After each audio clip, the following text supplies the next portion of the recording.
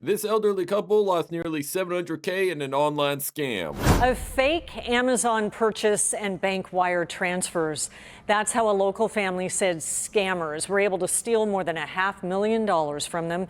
Team 10 investigator Melissa crazy Masiha number. and photojournalist Ray Higgins show us why the couple feels financial institutions should take more responsibility to avoid this from happening to others. Yeah, I need to see the details, right? Like if I do a big purchase like that, like even like 10K, I assume I'm going to get some kind of text from my bank, but to have 700K flow out of your account to a bad actor, it's just hard to wrap my head around how that happens. William and Ave Bortz have been married for more than 55 years. Oh, that's awesome. I'm looking forward to the next W. 55. They're retired and hope to live out their golden years on money they saved and money from a recent home sale. But golden no more because of scammers. I was not brought up to believe that people will lie with that level of bad faith. It started Yeah, man, them scammers, they can be good actors. Like, some are obvious if they have a strong accent, but I'll never forget the story from my late grandma.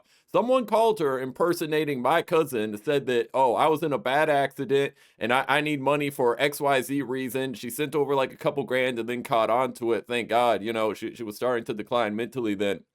But he must have impersonated him well, because I've heard from my grandma, oh, he sounded just like my cousin, XYZ. So, man, these scammers are nasty, bro. last year in January. They said they got this email from what they thought was Amazon, that they purchased about $1,500 worth of products being sent to another address. Dude, I get those texts too. It's like, did you purchase this on Amazon? $1,000 purchase. Press no if you didn't. It's like, all right, buddy. But I can always just go to my Amazon account, check the settings, check the purchases, and if it's not there, it's obviously a scam. So, dang, they fell for that email. They called the number on the email to fix the issue. Yeah, that's tough. It's like, some people just aren't on the lookout for that, and I mean, obviously that is illegal. Hopefully they can prosecute them. But yeah, you always just got to go to the website, go to the Amazon about. You can even check Google. Hey, what's a verifiable Amazon number? And sometimes I'll do this. I get weird letters in the mail or different emails. I ask Grok or Gemini or different AIs like, hey, what is this number? Oh, that number is associated with scams. And it like blurts out like some Reddit posts of other people who got the same scam as me. So you always just got to double check what shows up in your inbox. I took over the phone call. The person on the other end convinced William to allow access to their No. computer, something their daughter, also named Ave, explained didn't seem unusual to her parents. Isn't that unusual? I mean, I guess a lot of people for like work and stuff, they do remote desktops. That is something I'm not going to do. I manually transfer my files to my laptop if I'm on vacation and I want to edit videos and stuff like that. I do not allow any kind of remote access, I think the most I've done, like I'll hand in my laptop to the people at my university when I used to go to college, like, oh, take a look, there's a problem. Or I've taken my computer back to the physical computer store, but there's no way I'm opening up any kind of remote access. And even if it is to a good actor, what's stopping a bad actor from just hacking into your computer? I feel like remote access is inherently just a security threat, and maybe it's safer today. Maybe I don't know what I'm talking about and I'm paranoid, but there is no way I'm even giving a good actor remote access to my computer, okay? If there's a big enough problem, I'll just take it into a physical location or have someone show up at my house so I can watch exactly what they're doing on my PC. Okay, there's absolutely no way. Because my husband had always fixed it from San Diego to LA, so he was used to seeing his computer remote accessed. Yeah, She detailed people how the do scam that. worked once she said they got control of the computer. The fake Amazon website that said, you have spent $2,000 to ship this They product. got a whole fake site. Enter in the money, enter in $2,000 so we know what money to credit you back with. And all of a sudden, there was $200,000 my parents had sent to Amazon. Keep in mind, the Ah, dang, bro. So what, they got the bank account routing info, I assume? Oh my word, dude. Yeah, a whole fake site. I mean, like I said, there's so many ways to verify this. Let me check, the bar at the top of the screen. Is this HTTPS? Is this a secure site? Is it actually Amazon.com spelled properly? Hi, bro. site, again, wasn't real. The hacker said was, in order for you to get this money back, we need to synchronize the refund server with Amazon.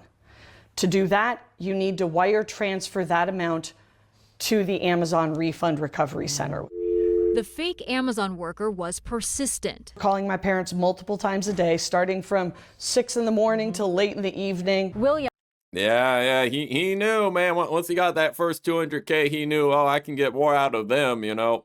What a slimy dude. Like, hopefully he's found. I assume it's kind of tough in these kind of things. He's probably like outside of the country, you know, might be in India. I don't know. You know, there seem to be a lot of scams coming from over there. It is what it is, bro. I'm still not realizing the whole thing was a scam. Went to this Chase Bank for the first wire transfer. He said the scammers coached him on what to say. He went to 2 different branches in the North County 4 times in 8 days to wire money to Hong Kong and China.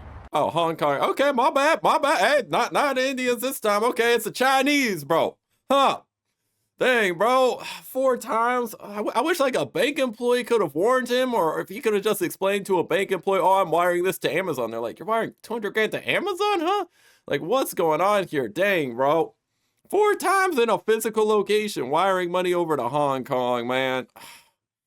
Just tough, bro. I mean, there's so many red flags, and there's so many times they could have stopped it. And I'm glad that, you know, they eventually stopped, but it sounds like they got no money left. That's why they did stop. My word, dude. Like, can you get that money back? Is there legislation in China to stop scammers? Can it be transferred back when it's overseas like that? I'm not even sure. He's never wired money to a foreign country before this. The total Did he know it was to a foreign country? Isn't that a red flag? I mean, Amazon is a U.S. company, right?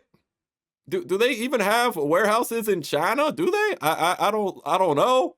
But that is a U.S. based company. Oh my goodness, dude. There's like a million red flags. The remote access, the fake email, the fake number, the fake URL. I'm wiring money to China? Oh no, bro. Like, look, man, mistakes happen. This is sad. I do hope they get their money back. I mean, that's probably enough to retire. You know, if you live a modest life. So, and it's all gone now because of some scammers up in China. loss, $690,000. Dang, that's rough, bro. $500. I felt very violated. Very violated. William feels Chase could have done more. I thought the bank should have asked me more questions. They wish I kind of agree. I mean, I don't know. On one hand, it's a free country. Whatever, you know, transfers you're doing, you know, the bank should, you know, look the other way. But I mean, they report transactions to the IRS all the time. You know, if just one employee was like, you're wiring 200K to China? What's going on here, buddy? Hey, you know, I need to ask some questions. Why are you sending this money? You know, what's going on? You know, if they had a keen employee, this could have been prevented. So it sounds like the employee was like, oh, you want to wire the money to here? Boop, boop, boop, boop, boop, boop. There you go. Showed up the next day. I'm wiring another 200K. Okay, sir.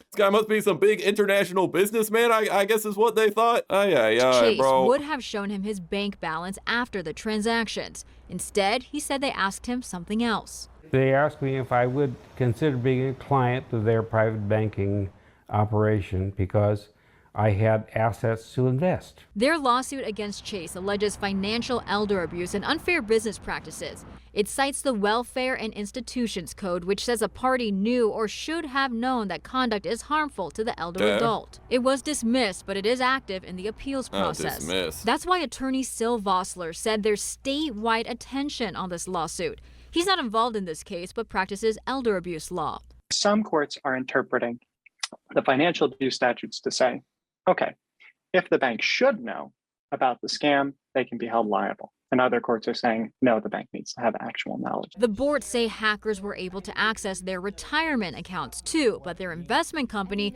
was able to reimburse their money. Chase's reaction is not our fault.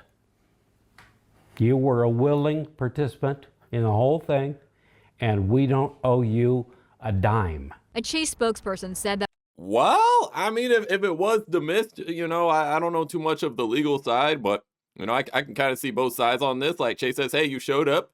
You just wrote, hey, I want to transfer money to this account. You showed up multiple times, you know, oh, send 200K to here. Yes, I would like to do this, blah, blah, blah, blah, blah. You know, so I don't know, man. I don't know. I think a lawyer would have much more knowledge to comment on, you know, how much culpability Chase has in this whole situation or not. while Mr. Bortz is entitled to make a dispute, the federal court has already dismissed his claim twice.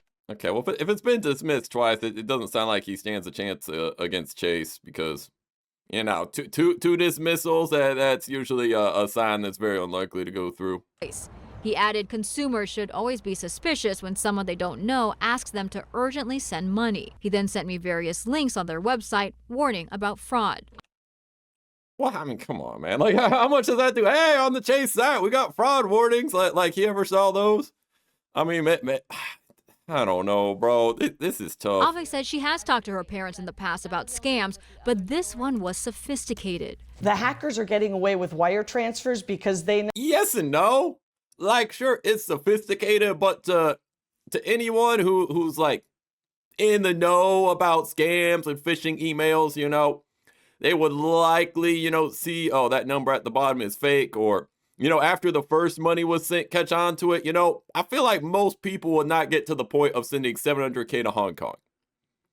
Even older people, right? Like after the first wire transfer, they'd be like, wait a minute, I'm showing in person to my bank to send $200K to Hong Kong? Hold on now, hold on, buddy.